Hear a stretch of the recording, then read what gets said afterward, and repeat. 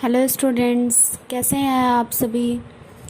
I hope आप लोग बेहतर होंगे। तो आज हम पढ़ रहे हैं क्लास 10th का प्रोज का दूसरा चैप्टर। हमारे चैप्टर का नाम है ए लेटर टू गॉड, जिसके हमारे ऑथर हैं जी.एल. फ्यूंटस जी। अभी तक आपने देखा कि लैंचो जो है एक घाटी में रहता है, किसान है, और उसने फसल लगाई और उसकी फसल को एक धीमी बारिश की या बौछार की ज़रूरत थी।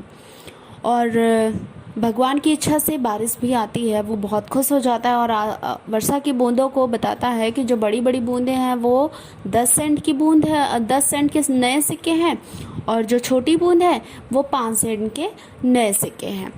लेकिन उसकी जो ये खुशी है बहुत ही जल्दी समाप्त हो जाती है, क्योंकि जो धीमी बारिश आई है वो भयंकर तूफान का रूप ले लेता है और तेज हवाएं चलने लगती हैं और वर्षा के साथ साथ बड़े बड़े ओले पड़ने लगते हैं। और ये थोड़ी देर तक नहीं पड़ता, 1 घंटे तक पड़ता है, और पूरी घाटी, उसका घर, फसल, सब कुछ पूरी तरह से सफ़ेद हो जाता है नमक के समान। यानी पूरा घाटी बर्फ़ से ढक जाता है, कुछ भी नहीं जब बचता है। यहाँ तक कि पेड़ों में एक पत्ते तक नहीं रहते हैं। लंचो बहुत उदास हो जाता है और कहता है अपने बच्चों से कि अगर इससे बेहतर होता कि टिड्डियों का झुंड हमारे खेत पर आक्रमण करता, कम से कम कुछ तो बच जाता हमारे लिए। ओलों ने तो कुछ नहीं छोड़ा। और इस वर्ष उसके पास भोजन के लिए कुछ भी नहीं बचता है, कुछ नहीं है। वो कहता है हमें साल भर भूखे रहना पड़ेगा, बहुत दुखी है। लेकिन अंत में वो घर वालों को कहता है कि उदास मत हो, हमारे पास एकमात्र होप है, उम्मीद है भगवान से सहायता की। क्योंकि लैंचो को सिखाया गया था कि भगवान सब कुछ देखता है, यहाँ तक कि किसी के हृदय में क्या छिपा है उसे भी वो जानता है, तो वही हमारी सहायता करेगा। तो आगे जो है लैंचो जो है एक अनपढ़ व्यक्ति है, बैल के समान आदमी है। मतलब वो सिर्फ काम करता है और मेहनत करता है, मतलब ज़्यादा पढ़ा लिखा नहीं है, फिर भी उसे इतना पता है कि एक पत्र कैसे लिखा जाता है। वो डाक खाने जाता है और भगवान के नाम एक पत्र लिखता है। तो आइए देखते हैं लैंचो ने पत्र कैसे लिखा है। चलिए आज हम पढ़ेंगे लैंचो वॉज एन ऑक्सअप मैन। तो सबको मिल गया होगा अपनी बुक में, तो ध्यान से देखिएगा। कह रहा है Lencho was an ox of a man. Lencho एक बैल के समान आदमी था। कह रहा है working like an animal in the fields, जो अपने खेतों में जानवरों के समान कार्य करता था। कह रहा है कि लैंचो एक बैल के समान आदमी था जो अपने खेतों में जानवरों की तरह या पशु की तरह काम करता था। आगे कह रहा है कि but still he knew how to write, लेकिन वह फिर भी जानता था कि कैसे लिखा जाता है। The following Sunday at daybreak he began to write a letter which he himself would carry to town and place in the mail. कह रहा है कि अगले रविवार को एट द डे ब्रेक, कह रहा है कि अगले रविवार को प्रातःकाल ही began to write a letter, उसने एक पत्र लिखना शुरू किया। Which he himself would carry to town and place in the mail. कह रहा है जिसे वह स्वयं शहर की ओर या कस्बे की ओर ले जाएगा और उसे लेटर कह रहा है कि place in the mail. Mail यहाँ ने पत्र पेटिका होता है। तो कह रहा है जिसे वह स्वयं शहर में ले जाएगा और उसे पत्र पेटिका में डालेगा। It was nothing less than a letter to God. यह भगवान के नाम एक पत्र से कम नहीं था। It was not nothing less than a letter to God. यह भगवान के नाम एक पत्र से कम नहीं था। क्या लिखा था पत्र में, देखिए अगले बता रहे हैं कि गॉड, भगवान, ही रोट, उसने लिखा, if you don't help me my family and I will go hungry this year. यदि आप मेरी सहायता नहीं करते हैं तो मेरा परिवार और मैं इस वर्ष भूखे रहेंगे। लेंचो लिखता है पत्र में कि यदि आप मेरी सहायता नहीं करते हैं तो मेरा परिवार और मैं इस वर्ष भूखे रहेंगे। I need 100 peso in order to sow my fields again and to leave until the crops comes because the hailstorm ...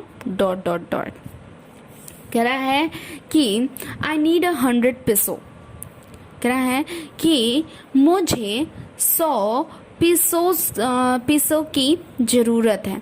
Lencho लिखता है कि मुझे 100 पीसोज की ज़रूरत है। यहाँ पे जो पीसोज है वो भी मुद्रा है, जैसे हमारे यहाँ रुपया है तो वो पीसोज है। कह रहा है मुझे 100 पीसोज की ज़रूरत है in order to sow my fields again, मेरे खेतों को दोबारा बोने के लिए, and leave until the crops come, और जब तक फसल दोबारा उग नहीं जाते तब तक जीवित रहने के लिए, बिकॉज द हेलस्टॉर्म, क्योंकि ओलों ने ... मतलब ओलों ने मेरे फसल को पूरी तरह से बर्बाद कर दिया। आगे कह रहा है ही रोट, उसने लिखा, ही रोट टू गॉड, भगवान, ऑन द एनवोलप, कह रहा है कि उसने लिफाफे पर, पत्र में को हम लिफाफे में डालते हैं तो कह रहा है कि उसने लिफाफे पर लिखा भगवान। Put the letter inside the still troubled went to town, कह रहा है कि आगे पत्र को लिफाफे में डाला और दुखी सा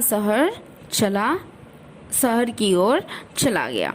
कह रहा है कि he wrote to God on the envelope, put the letter inside and still troubled went to town। कह रहा है उसने लिफाफे के ऊपर लिखा भगवान और उसे अंदर डाला और फिर भी परेशान होकर या दुखी होकर शहर की ओर गया। At the post office he placed a stamp on the letter and dropped it into the mailbox।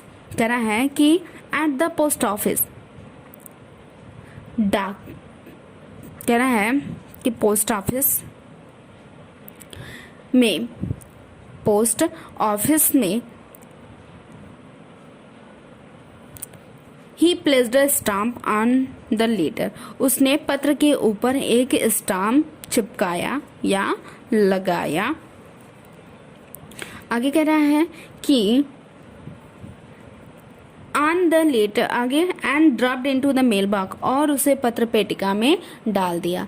उसने लिफाफे के ऊपर एक टिकट लगाया, स्टाम्प लगाया और उसे पत्र पेटिका में डाल दिया। कह रहा है कि एट द पोस्ट ऑफिस, यानी पोस्ट ऑफिस मतलब डाक घर भी बोलते हैं। कह रहा है कि डाक घर में उसने पत्र के ऊपर एक स्टाम्प या टिकट लगाया और उसे पत्र पेटिका में डाल दिया। आप अगर कभी गए होंगे तो जब भी हम कुछ भी किसी को डाक के द्वारा भेजते हैं तो हमें स्टिकर चिपकाना पड़ता है। बिना स्टिकर के, बिना टिकट के हमारा पत्र उस एड्रेस पर नहीं जाएगा। तो उसी की बात वो बता रहा है कि उसने पत्र के ऊपर एक टिकट लगाया और उसे पत्र पेटिका में डाल दिया। अब आगे देखिए क्या होता है। One of the employees who was a postman and also helped at the post office went to his boss laughing heartily and showed him the letter to God। कह रहा है कि एक कर्मचारी, वन ऑफ एम्प्लॉयज, माने employ माने कर्मचारी जो डाकघर में काम करते हैं, कह रहा है कि one of the employee who was a postman, जो कि एक डाकिया था, and also helped at the post office, और वह पोस्ट ऑफिस में सहायता भी करता था दूसरे कामों में। वेंट टू हिज बॉस, वो अपने अधिकारी के पास जो उससे बड़े पदवी पर थे उनके पास गया। लाफिंग हर्टली, हृदय से हंसता हुआ। कह रहा है कि वह अपने अधिकारी के पास हंसता हुआ गया। And showed him the letter to God, और उन्हें भगवान के नाम का पत्र दिखाया। Never in his career as a postman had he know that address. कह रहा है कि अपने जीवन में पोस्टमैन यानी डाकिया के रूप में वह यह पता नहीं जानते थे। कह रहा है कि अपने पोस्टमैन के रूप में सारे सेवा काल में या सारे जीवन काल में जितने समय तक उन्होंने काम किया है, उन्होंने कभी ऐसा कोई पता नहीं देखा, एड्रेस उन्हें नहीं पता था। आगे कह रहा है कि the post master, a fat, amiable fellow, also broke out laughing, but almost immediately he turned serious and tapping the letter on his desk commented। कह रहा है कि द पोस्ट मास्टर, जो डाकपाल है यानी जो वहाँ का मेन अधिकारी है, कह रहा है कि जो डाकपाल है एक मोटा एमिएबल फेलो माने हंसमुख व्यक्ति था। जो डाकपाल है एक मोटा और हंसमुख व्यक्ति था। आल्सो ब्रोक आउट लाफिंग, वह भी हंस पड़ा। But almost immediately he turn serious, लेकिन वह लगभग तुरंत ही गंभीर हो गया। Tapping the later on his desk commented, और पत्र को अपने मेज पर थपथपाते हुए कहा, व्हाट फेथ, कितना विश्वास है।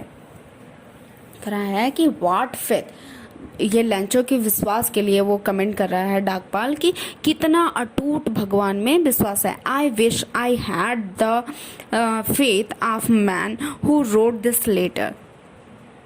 मैं, कह रहा है कि आई विश, काश मेरे पास भी उस व्यक्ति के जितना विश्वास होता जिसने यह पत्र लिखा है। Steering up a correspondence with God, भगवान के साथ पत्र व्यवहार कर रहा है। करस्पॉन्डिंग माने पत्र व्यवहार करना, मतलब बातचीत करना, रिलेशन रखना। तो कह रहे हैं कि जो डाकपाल है कहता है कि व्हाट अ फेथ, कितना अटूट विश्वास है। I wish I had the faith of man, काश मेरे पास भी उस आदमी के जितना विश्वास होता। हु रोट दिस लेटर, जिसने यह पत्र लिखा है। Starting up a correspondence with God, भगवान के साथ बातचीत या पत्र व्यवहार शुरू कर रहा है। आगे देखिए, थोड़ा सा और देख लीजिए तो हमारा खत्म हो जाएगा अगली वीडियो में। कह रहा है कि so in order to seek the writer's faith in God, the postmaster came up with an idea. कह रहा है कि इसलिए लेखक का भगवान में विश्वास बनाए रखने के लिए डाकपाल के, पोस्ट मास्टर यानी डाकपाल के मन में एक उपाय या एक विचार आया। आंसर द लेटर, पत्र का उत्तर दें।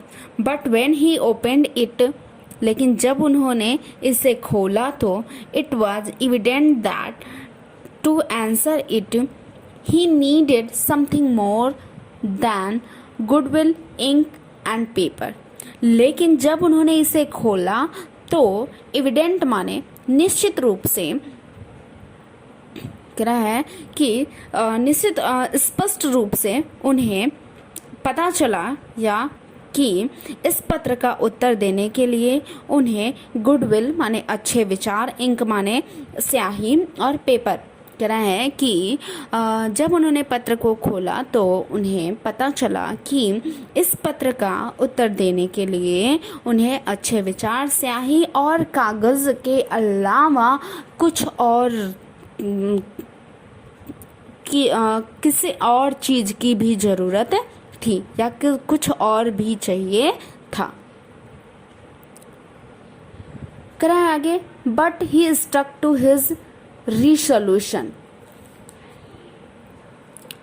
लेकिन वह अपने प्रस्ताव पर यानी जो उपाय उसने निकाला था, जो आइडिया आया था, वह उस पर स्टक माने फंसा रहा या रुका रहा या डिगा रहा या अटल रहा।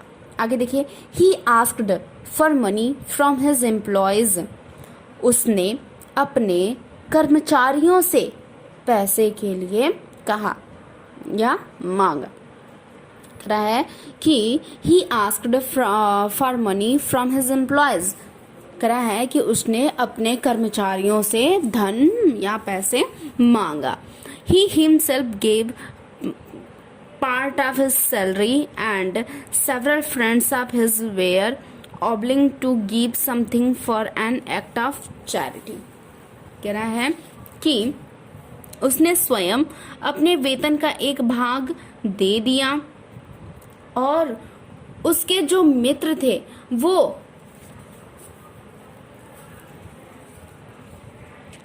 इस चैरिटी माने दान के काम पर, पुण्य के काम पर देने के लिए मजबूर किया था। कह रहा है कि उसने अपने वेतन का एक भाग दे दिया था और अपने मित्रों को भी, जो उसके साथी थे, मित्र थे, फ्रेंड थे, उन्हें भी इस दान के काम में या पुण्य के काम में धन देने के लिए मजबूर किया था।